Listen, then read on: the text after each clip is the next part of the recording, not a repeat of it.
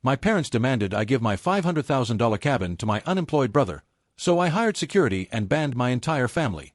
Hi everyone! Today's story will blow your mind, but really quick, if you enjoy this content, hit that subscribe button. Channel's been a bit quiet lately, and your support keeps it all going.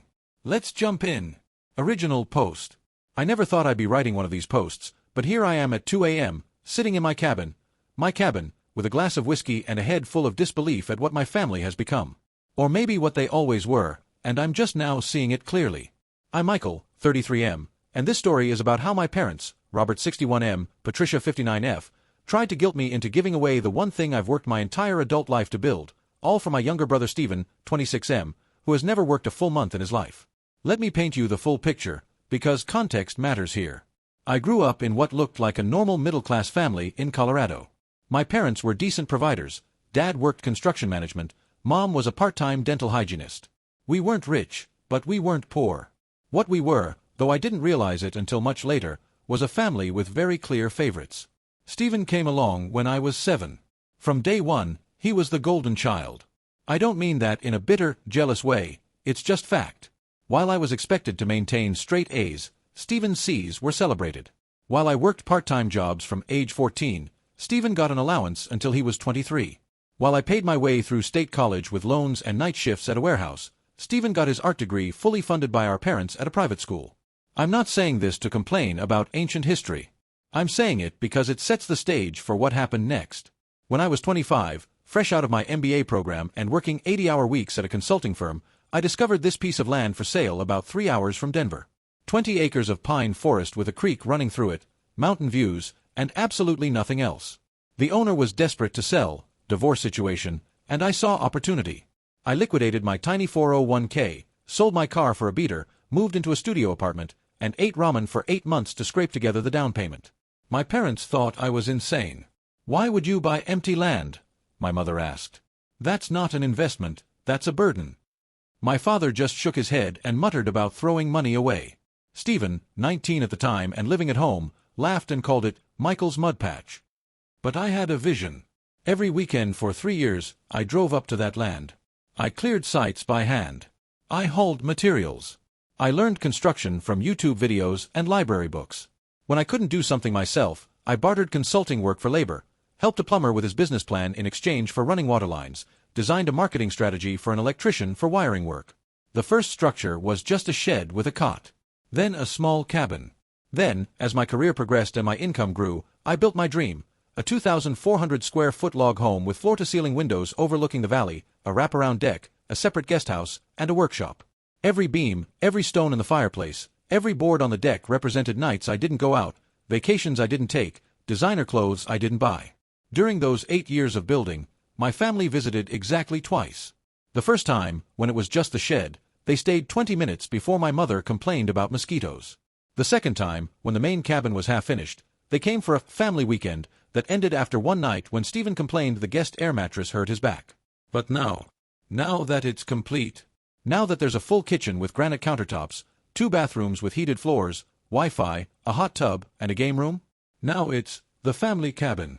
It started small. Last year, my mother called to say they wanted to spend Thanksgiving there. I agreed, thinking it would be nice to host. I spent $800 on groceries, cooked for 2 days, set everything up perfectly. They showed up 3 hours late. Stephen brought his girlfriend Ashley without telling me, and they complained the whole time. The driveway was too steep, the water pressure wasn't like home, why didn't I have cable TV? Then came Christmas. "We've decided to make the cabin our new holiday tradition," my mother announced without asking me. Valentine's weekend, my father wanted to bring his fishing buddies. Easter, Stephen needed a place for a creative retreat with his artist friends. Each time, they gave me less notice. Each time, they left bigger messes. Each time, they acted more entitled. The breaking point came last month. I was at the cabin for my own retreat. I just closed a huge project and needed to decompress. I was sitting on my deck, watching the sunset, when my phone rang. It was my mother. "Michael, we need to talk about the cabin situation." "What situation?" I asked, genuinely confused. "Well, your father and I have been discussing it, and we think it's time to make some changes. Stephen and Ashley are getting serious, and they're going to need a place to start their life together. The cabin would be perfect for them." I actually laughed. Mom, they can't afford the property taxes, let alone the maintenance. That's why we think you should transfer the deed to them. You make good money, you can buy another place. Stephen needs this more than you do. It's only fair, we helped you so much growing up, and now it's time to help your brother. I felt like I'd been slapped. Helped me? When? Don't be dramatic, Michael. We raised you, didn't we? We gave you everything you needed. You gave me the legal minimum. I paid for everything else myself. That's because you were capable. Stephen is different, he's sensitive, he's artistic. He needs support. Don't be selfish. That word, selfish, flipped a switch in my brain. The answer is no. You can't just say no. We're a family. This is a family property. It's not family property. It's my property.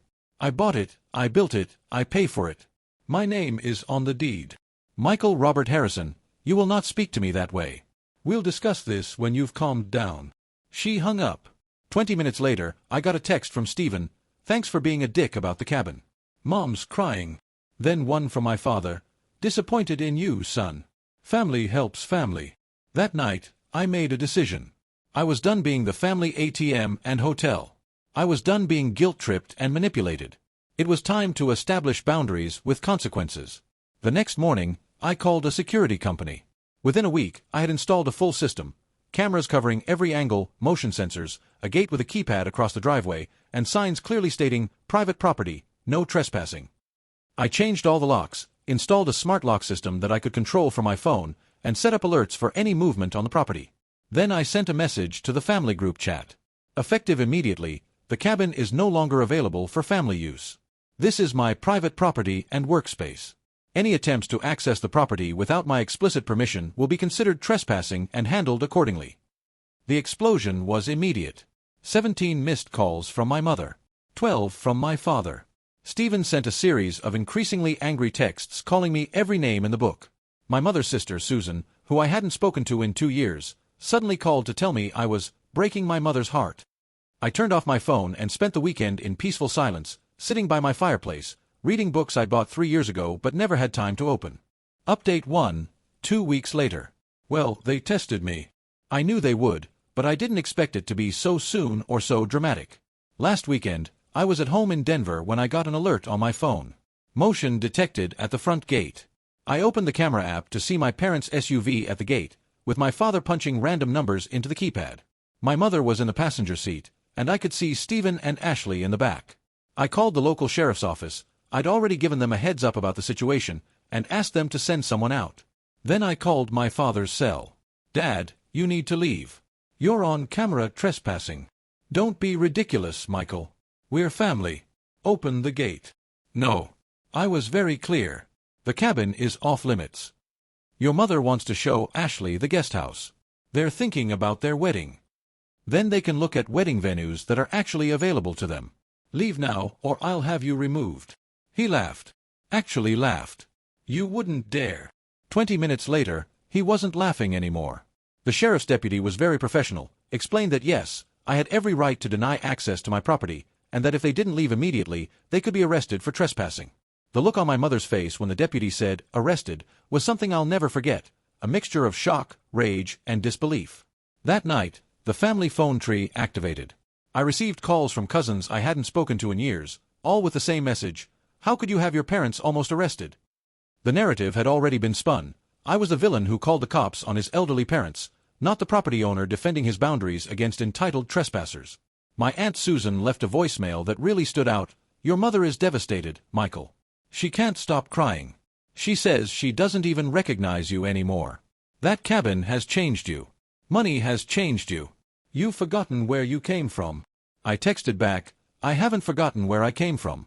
I came from a family that expected me to be the responsible one while everyone else got a free pass. I came from having to work 3 jobs in college while Stephen got a free ride. I came from building something with my own hands while being mocked for it, only to have the same people demand I hand it over when it became valuable. I remember exactly where I came from. That's why I'm not going back. Stephen tried a different approach. He sent me a long email about how he'd always looked up to me, how he knew he'd been the favorite but that wasn't his fault, how he and Ashley just needed a chance to start fresh, and couldn't I find it in my heart to help them. He even offered to pay rent, $200 a month for a property that would rent for $3,500 on the open market. I responded with a link to Zillow and suggestions for apartments in his price range. The real kicker came yesterday. My mother called from a number I didn't recognize, her friend Linda's phone. "Michael, please, just listen. I know you're angry, but this has gone too far. Your father's blood pressure is through the roof. Stephen is depressed. You're tearing this family apart over a piece of property." "I'm not tearing anything apart. I'm simply maintaining ownership of something I built. If the family falls apart because I won't give away my assets, then it wasn't much of a family to begin with." "How can you be so cold? I didn't raise you to be this way." "You're right. You didn't raise me to be this way. I raised myself to be this way. To be independent, to be successful, to not be manipulated by emotional terrorism. And I'm proud of who I've become." She hung up on me. Update 2, 6 weeks later. The situation has escalated in ways I didn't anticipate, but I'm more certain than ever that I made the right decision. 2 weeks ago, I discovered Stephen had been telling people, including posting on social media, that I had stolen the family vacation home. According to his version of events, our parents had helped fund the cabin, completely false. It had always been intended as a family property, absolutely false. And I had suddenly decided to kick everyone out because I was having some kind of mental health crisis brought on by a bad breakup. I'm happily single by choice.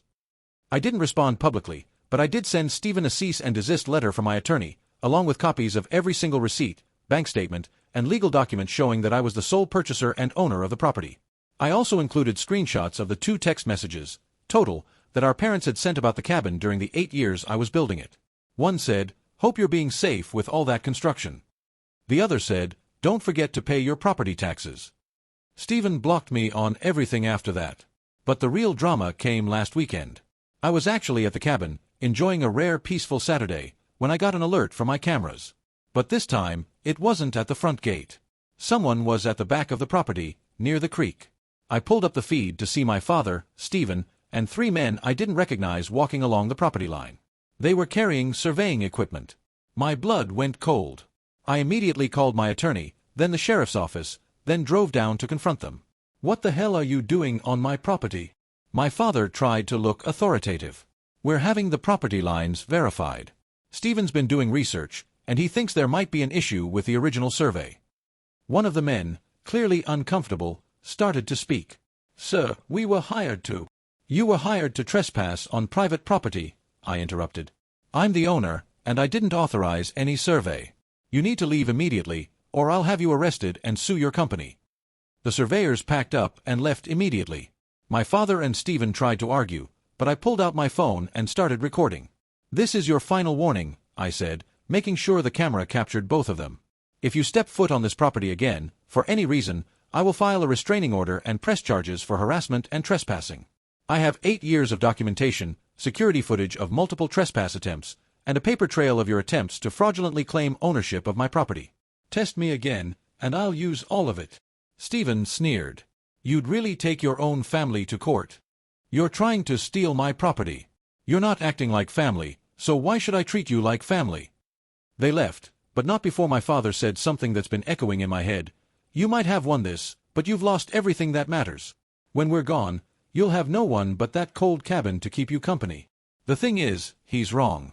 Because in pushing back against my toxic family, I've discovered something amazing: chosen family. My best friend James, who helped me dig the foundation for the cabin 7 years ago, called to check on me after hearing through mutual friends about the family drama. We ended up talking for 3 hours. He said something that really resonated. "Man, I've watched you kill yourself building that place while they ignored you. Now they want to act like it's theirs? That's not family, that's parasites." My mentor from work, David, invited me to lunch and shared his own story about cutting off entitled relatives. "The guilt fades," he promised. "The peace stays."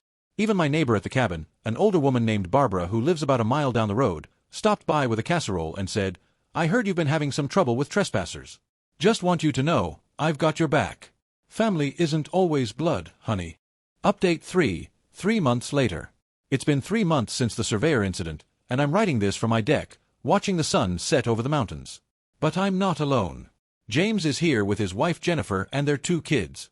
David and his partner Richard are in the kitchen, arguing good-naturedly about the best way to season the steaks.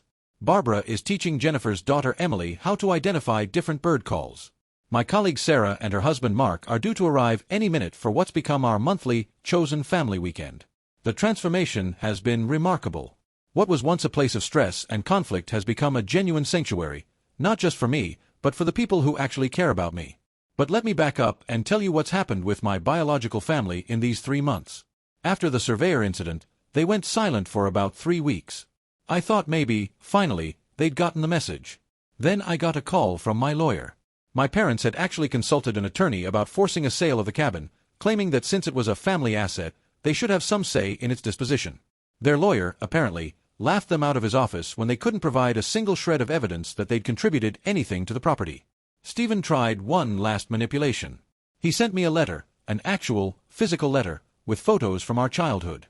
Pictures of us at Christmas, family vacations, birthday parties. At the bottom, he'd written, "Is a cabin really worth losing all of this?" I sent back my own letter with a single photo. Me, alone, at age 16, working the night shift at a warehouse to pay for my SAT prep courses while Stephen, 9 at the time, was at Disney World with our parents for a week. My caption, "I lost all of this long before I built the cabin." The cabin just gave me the courage to admit it. My mother made one final attempt, this time through my grandmother. Grandma Nancy, who's 91 and sharp as a tack, called me on a Tuesday afternoon. "Michael, your mother asked me to talk sense into you about this cabin situation." "I see. She says you're being selfish and cruel. She says you've forgotten family values." "What do you think, Grandma?" There was a long pause. "I think your mother has forgotten that family values include respect and fairness. I watched you work yourself to the bone while they poured everything into Stephen. I bit my tongue for years because it wasn't my place. But now, you protect what you've built, sweetheart. I'm proud of you." That conversation was a turning point. Grandma Nancy actually came to visit the cabin last month, her first visit ever. She stayed in the guest house, sat on the deck every morning with her coffee, and told me stories about my grandfather I'd never heard. When she left, she hugged me and said, "This place is you, Michael. Don't let anyone take that away." The chosen family weekends started organically. James and Jennifer came up one weekend to help me install a new fire pit. They loved it so much they asked if they could come back. David heard about it and asked if he and Richard could join next time. Sarah from work overheard me talking about it and hinted she'd love to see the famous cabin. Before I knew it, I had a regular crew of people who genuinely wanted to be there, who contributed, who respected the space and what it meant to me. Last weekend was special. We had 11 people here, all people who had supported me during the family drama. We cooked together, hiked together, sat around the fire pit until 2 a.m. sharing stories and laughing. Jennifer said something that made me tear up. "This is what family gatherings are supposed to feel like, chosen, not obligatory." Meanwhile, through mutual acquaintances, I've heard about my biological family's situation. Stephen and Ashley broke up. Apparently, she realized he expected her to support him indefinitely and bailed. He's back living with our parents, working part-time at a coffee shop and posting angry art on Instagram about family betrayal. My parents have been telling everyone who will listen that I've had some kind of breakdown, that I've joined a cult. Yes, having friends is apparently a cult now, and that I'll come crawling back when I realize what I've lost. What they don't realize is that I've already realized what I've lost. Years of being manipulated, guilt-tripped, and treated like a resource instead of a person. And I'm perfectly fine with that loss. Final update, 4 months later. I wasn't planning to update again, but something happened yesterday that felt like the perfect conclusion to this saga. My attorney called with interesting news. My parents had listed their house for sale. Through the real estate listing, he'd learned they were downsizing because they could no longer afford their mortgage and Stephen's expenses. They'd apparently been counting on using the family cabin as a weekend rental property to supplement their income. They'd even gone so far as to create a listing on a vacation rental site using photos they'd taken during their last visit 2 years ago. The listing, of course, had been reported and taken down when I provided proof of ownership. But that's not the interesting part. The interesting part is that they listed me as an emergency contact for the sale, with a note to the realtor that their successful son Michael might be interested in helping with the purchase of their new home. The audacity was breathtaking. They tried to steal my property, called me selfish and cold, turned extended family against me, attempted legal action, and now wanted me to help buy them a house? I instructed my attorney to send them a formal notice that I was not to be contacted regarding any financial matters and that any further attempts to involve me in their financial affairs would be considered harassment. But the universe has a sense of humor. The very next day, as I was walking into a coffee shop in Denver, I ran into Ashley, Stephen's ex-girlfriend. She recognized me, hesitated, then approached. "Michael, I just wanted to say, I get it now. The whole family dynamic. I'm sorry I was part of that Thanksgiving disaster at your cabin. We ended up talking for an hour. She told me about Stephen's expectation that she'd support his art indefinitely, how your parents enabled his refusal to grow up, and how she'd realized she was expected to replace me as the family provider. The final straw, she said, was when he suggested we should live in your cabin after we got married. When I asked how that would work, he said you'd obviously give it to us as a wedding gift because that's what family does. The entitlement was insane. She also told me something that explained a lot. Apparently, my parents had been telling people for years that they'd helped me buy the cabin, that it was a family investment, and that I was just a name on the deed for tax purposes. Stephen genuinely believed this version of events because he'd heard it his whole adult life. When I proved otherwise with documentation, it shattered his worldview, hence the aggressive attempts to find some legal loophole. He kept saying, "But Mom said it was ours," Ashley explained. Like he couldn't process that they'd been lying to him too. That conversation gave me an unexpected moment of clarity. My parents hadn't just been manipulating me, they'd been manipulating Stephen too, just in a different way. They'd crippled him with entitlement while burdening me with obligation. Neither of us got what we actually needed: honest, balanced parents who prepared us for reality. But here's the difference: I broke free.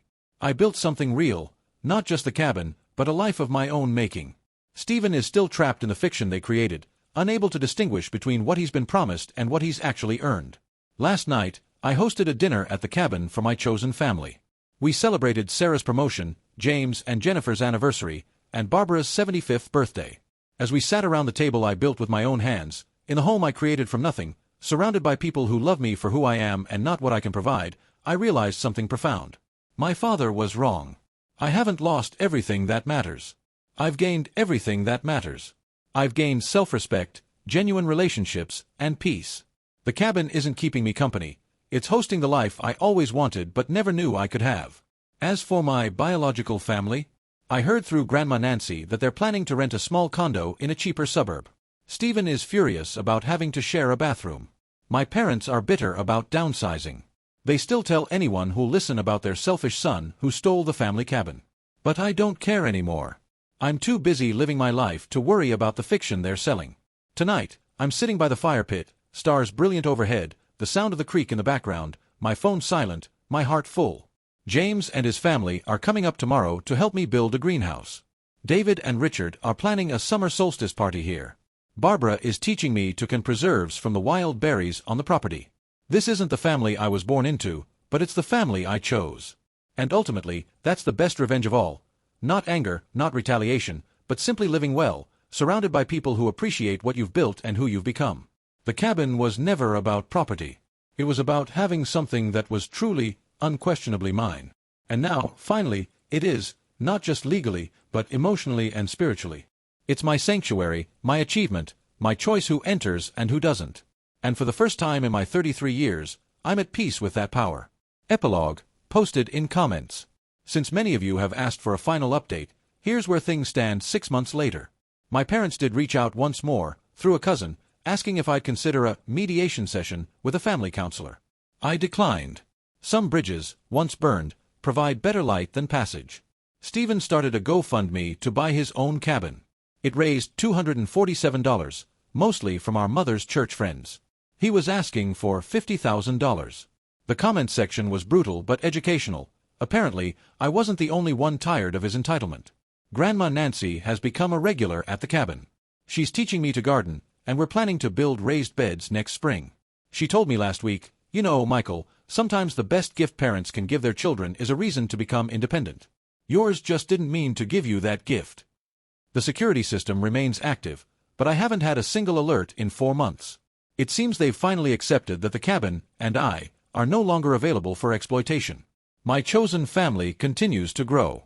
We've established traditions, monthly dinners, seasonal celebrations, work weekends where everyone contributes to improvements.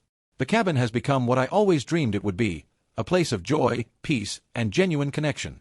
I still get the occasional flying monkey trying to guilt me about family reconciliation, but my response is always the same: I'm not interested in reconciling with people who only saw me as a resource. I've built something better. And I have. Against all odds, against all manipulation and guilt and attempted theft, I've built something better. Not just a cabin, but a life. Not just property, but genuine prosperity of the soul. Sometimes the best family is the one you choose. Sometimes the best boundaries are walls. And sometimes the best revenge really is living well, on your own terms, in your own space, with people who love you for who you are, not what you can provide. The cabin stands strong. So do I. Thank you all for your support through this journey. Your comments and messages helped more than you know. Remember, you deserve respect, your achievements are yours, and family is a title that should be earned, not assumed.